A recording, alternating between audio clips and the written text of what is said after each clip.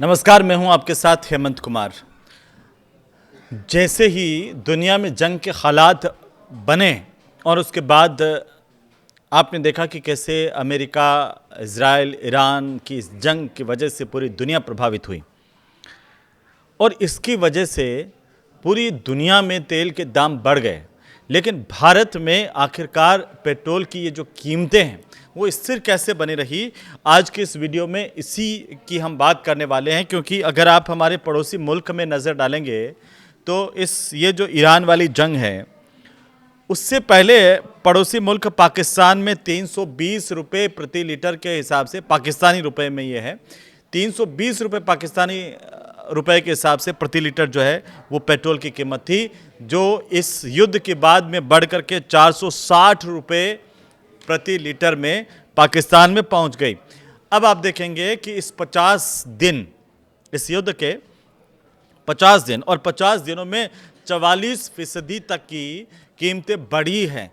ये इसमें आप पाकिस्तान से लगा करके चाइना और अमेरिका तक चले जाइए तो यही हालात हैं।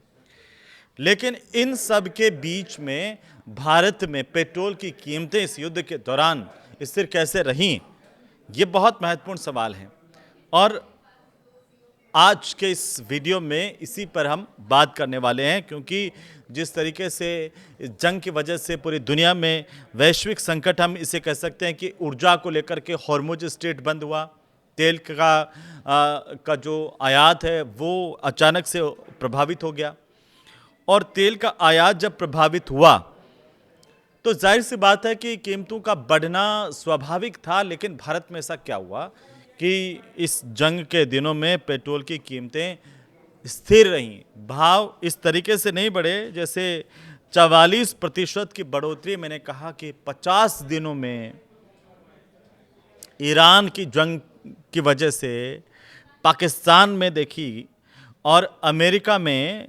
42% जो है पेट्रोल की कीमतें बढ़ी हैं। चाइना में कहा जा रहा है कि 31% करीब तेल की कीमतों में इजाफा हुआ, इसमें बढ़ोतरी हुई।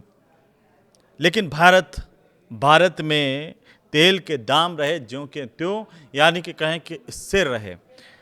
तो ये बड़ी बात है कि कैसे इस तमाम तरह के संकट के बीच में भारत ने दाम नहीं बढ़ने दिए अपने नागरिकों के लिए, तेल की कीमतें नहीं बढ़ने दी।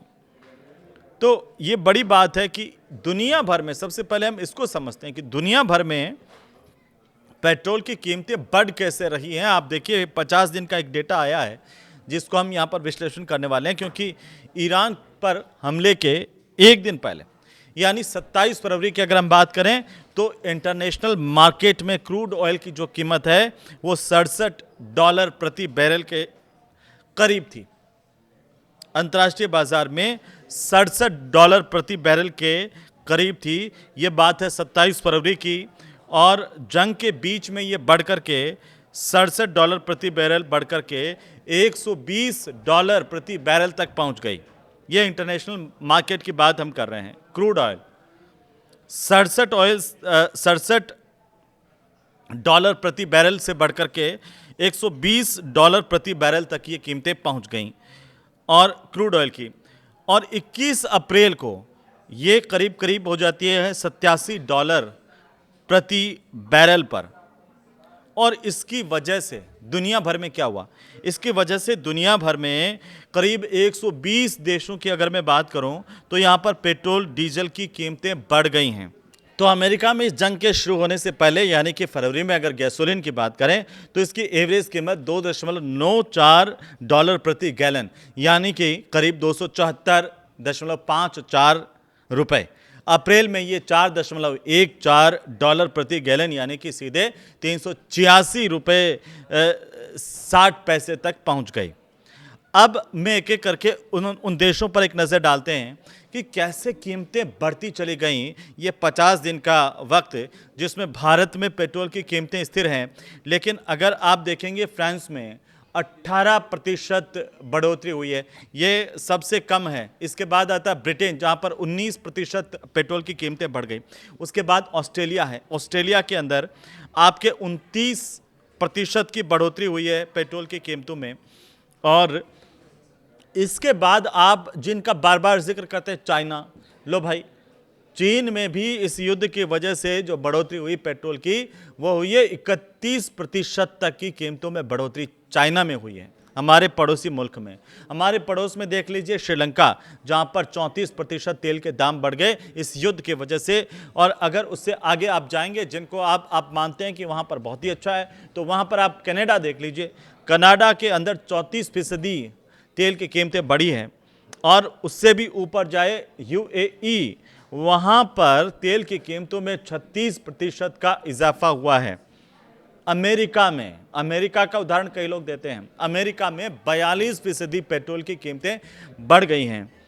और पाकिस्तान का तो रिकॉर्ड मैंने आपको सबसे पहले शुरुआत में बता दिया कि 44% पाकिस्तान में पेट्रोल की कीमतें बढ़ी है। अब आपके मन में बहुत बड़ा सवाल है, सवाल यह कि आखिरकार जब भाई सबके चारों तरफ के देशों में और विकसित देशों में भी पेट्रोल की कीमतें बढ़ गईं, तो भारत में ऐसा क्या हुआ कि पेट्रोल की कीमतें स्थिर रही हैं? भारत में पेट्रोल डीजल की कीमतें इस युद्ध के दौरान क्यों नहीं बढ़ी? ये बहुत सारे लोगों के मन में सवाल है। सरकारी नियम है और सरकारी नियम के मुताबिक 2010 से पेट्रोल और 2014 से डीजल को डीरेगुलेट किया गया है, यानी इसकी बिक्री की जो रेट है वो सरकार तय नहीं करती है, बल्कि तेल कंपनियां तय करती हैं। और कंपनियां कच्चे तेल की कीमत, रिफाइनिंग की लागत, सरकार का टैक्स, लागत और अपना मुनाफा सब कुछ जोड़ करके रोजाना एक रेट तय कर देती हैं। ये आप ये भी जानिए कि ये जो स्थितियां 2010 से पेट्रोल के मामले में कही जा सकती है डीरेगुलेशन की और डीरेगुलेट करने की, और 2014 से डीजल भी इसमें डीरेगुलेट कर दिया गया, शामिल कर दिया गया। तो यह हाथ में सरकार के नहीं, तेल कंपनियों के हैं। अब हालांकि तेल की जो कंपनियां हैं वो कितना रेट तय करेगी, इसमें सरकार की दखल भी रहती है। तो इंडियन ऑयल कॉरपोरेशन सबसे बड़ी सरकारी जो है वो ऑयल मार्केटिंग कंपनी है। और इंडियन ऑयल ने एक मीडिया रिपोर्ट ये करी है कि इंडियन ऑयल ने कहा था कि जब उनसे कीमत से जुड़ा हुआ सवाल पूछा गया तो उन्होंने कहा कि ये सवाल पेट्रोलियम मंत्रालय से पूछा जाना चाहिए। तेल संकट के बावजूद भी कीमतें नहीं बढ़ने को लेकर के पश्चिम बंगाल, असम, तमिलनाडु, केरलम और पुडुचेरी के विधानसभा चुनाव से भी कुछ लोग जोड़ करके देखते हैं कि भाई चुनाव आगे इसलिए नहीं बढ़ाई है और चुनाव के बाद बढ़ जाएगी। लेकिन ये बहुत बड़ी बात है, जब हमारे आसपास के तमाम मुल्कों में इस तरह से रेट्स बढ़े हैं तो भारत में इनका स्थिर होना वाकई सरकार की प्रशंसा बनती है इसमें। क्योंकि पेट्रोल और डीजल और रसोई गैस, ये जो कीमतें हैं उनका सीधा असर आम लोगों पर होता है कि अगर ये बढ़ा दी तो इसका असर होगा कॉमन मैन पर। और इसलिए ये कहा जा रहा है कि ये जो कीमतें नहीं बढ़ाई गई थी, लेकिन इसके इतर जो बात है वो ये है कि सरकार की प्रतिबद्धता थी कि नागरिकों पर इस तरह से ज़्यादा भार नहीं डाला जाए।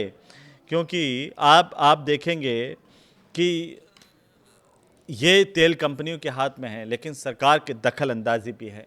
तो तेल कंपनियों को भी इसके लिए राजी किया गया सरकार की तरफ से, या उनकी जो कहीं ना कहीं उनको घाटा हो रहा था इंटरनेशनल मार्केट में क्रूड ऑयल की कीमतें बढ़ने से, उसको कैसे पूर्ति की जाए, उस पर भी सरकार की तरफ से सहायता दी गई।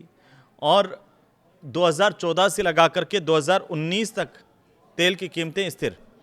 तो इसलिए कुछ लोग ऐसा कह सकते हैं कि भाई चुनाव के बाद तेल की कीमतें हाइक कर जाती हैं, लेकिन ऐसा नहीं है। और अब अगर आप इसे समझेंगे कि इंटरनेशनल मार्केट में तेल की कीमत बढ़ने के बावजूद भी उसका फुटकर रेट नहीं बढ़ने से तेल कंपनियों को नुकसान होता है, और इसके चलते इंटरनेशनल मार्केट में तेल की कीमतें कम होने पर भी तेल कंपनियों की जो बिक्री है वो बिक्री की कीमतें नहीं घटाती हैं ताकि उनके नुकसान की भरपाई हो सके। अब एक सवाल आप लोगों के मन में आता होगा कि कीमतें नहीं बढ़ती है तो तेल कंपनियों को भी इससे घाटा हो रहा होगा। बिल्कुल हो रहा है। भारत में 3 प्रमुख तेल कंपनियां हैं, इंडियन ऑयल कॉरपोरेशन है, भारत पेट्रोलियम कॉरपोरेशन है और साथ ही साथ HP हिंदुस्तान पेट्रोलियम कॉरपोरेशन है। तो मार्च में कहा जा रहा है, मीडिया रिपोर्ट्स ये कर रही हैं कि मार्च में इन कंपनियों को हर दिन 2400 करोड़ रुपए का नुकसान हुआ है। ऑस्ट्रेलिया की जो मल्टीनेशनल बैंकिंग कंपनी है मैक्चुरी ग्रुप लिमिटेड, उसके मुताबिक एक अनुमान है कि जब कच्चे तेल में $10 प्रति बैरल की बढ़ोतरी होती है तो भारत की जो तेल कंपनियां उनको ₹6 प्रति लीटर का घाटा होता है। और कच्चे तेल की कीमत जब 135 से $165 प्रति बैरल तक होगी तो भारतीय कंपनियों के लिए प्रति लीटर पेट्रोल की अगर हम बात करें तो ₹18 और प्रति लीटर डीजल पर ₹35 का नुकसान होता है। तो घाटा अगर हो रहा है तो सरकार इसे कैसे मैनेज कर रही है, क्योंकि बड़ी जो तेल कंपनियां हैं वो सारी सरकारी नियंत्रण में हैं, तो सरकार इसे कैसे मैनेज कर रही है। तो आप इसे ऐसे समझिए कि भारत में पेट्रोल और डीजल की कीमत तय करने का जो स्ट्रक्चर है वो कई परतों में है, एक उसके चरण हैं कई। मार्केट में कच्चे तेल की कीमत के अलावा क्या होता है, सरकार से लगने वाली जो ड्यूटी है वो भी इन कीमतों पर असर डालती है। और सबसे पहले अगर आप देखेंगे तो कच्चा तेल रिफाइनरी में प्रोसेस होता है और पेट्रोल डीजल में बदलता है और इस पर डीलर का कमीशन लगता है जो ₹2 से लेकर के ₹4 प्रति लीटर तक हो सकता है। और इसके बाद केंद्र सरकार की इस पर एक्साइज ड्यूटी लगती है। अभी पेट्रोल पर 11.9 रुपए प्रति लीटर के हिसाब से और डीजल पर 7.8 रुपए प्रति लीटर के हिसाब से एक्साइज ड्यूटी लग रही है केंद्र सरकार की। फिर भी इसके ऊपर भी राज्य सरकारों की तरफ से वेट लगता है और हर राज्य की तरफ से जो लगने वाला जो टैक्स है वो अलग होता है। और इसीलिए आप देखेंगे कि अलग अलग राज्यों में थोड़ा बहुत फर्क होता है। मुंबई में अगर आप देखेंगे 103 रुपये 50 पैसे, दिल्ली में देखेंगे तो 94 रुपये 70 पैसे, भोपाल में देखेंगे तो 106 रुपये 60 पैसे प्रति लीटर के हिसाब से पेट्रोल की कीमत है। तो सिस्टम क्या है, इस सिस्टम से पूरे तय होता है कि ये जब कच्चे तेल की कीमतें बढ़ती है तो सरकार क्या करती है, सरकार तुरंत मार्केट दाम नहीं बढ़ाती है। और पहले क्या होता है, एक्साइज ड्यूटी सरकार कम करती है या तेल कंपनियों से कहती है कि थोड़े समय के लिए वो घाटा उठा लें। अभी आपने देखा कि एक्साइज ड्यूटी में कटौती की गई थी और यह कहा गया था कि इससे तेल कंपनियों को राहत मिलेगी, उनका जो घाटा हो रहा है उसकी भरपाई होगी। सरकार यह भी कर सकती है कि तेल कंपनियों को ये कहती है कि कुछ समय के लिए आप घाटा उठा लीजिए, मैनेज करेंगे इसको। इस घाटे को मैनेज करने के लिए सरकार क्या करती है, सरकार कच्चे तेल की जो कीमत है वो जब भी घटती है तब मार्केट में पेट्रोल डीजल की कीमतें जो है वो कम नहीं करती है और इन तेल कंपनियों को सरकार की तरफ से कहा जाता है कि आपको जो घाटा हुआ था उसकी आप भरपाई कर लीजिए। इस तरह से ये चीज़ें स्थिर होती हैं।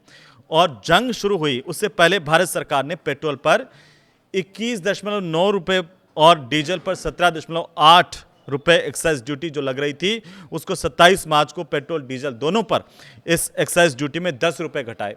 और इसके बावजूद भी अगर आप देखेंगे तो अप्रैल में तेल कंपनियों को कहा जा रहा है कि हर दिन 1600 करोड़ का नुकसान हुआ, लेकिन सरकार ने इसमें राहत दी और सरकार की तरफ से यह कोशिश की गई कि आम लोगों पर इसका भार नहीं पड़े और इसीलिए भारत में तेल की कीमतें स्थिर रहीं। आप इसे कैसे देखते हैं हमें कमेंट करके ज़रूर बताइए और अगर ये वीडियो आपको अच्छा लगे तो इसको शेयर कीजिए। नमस्कार।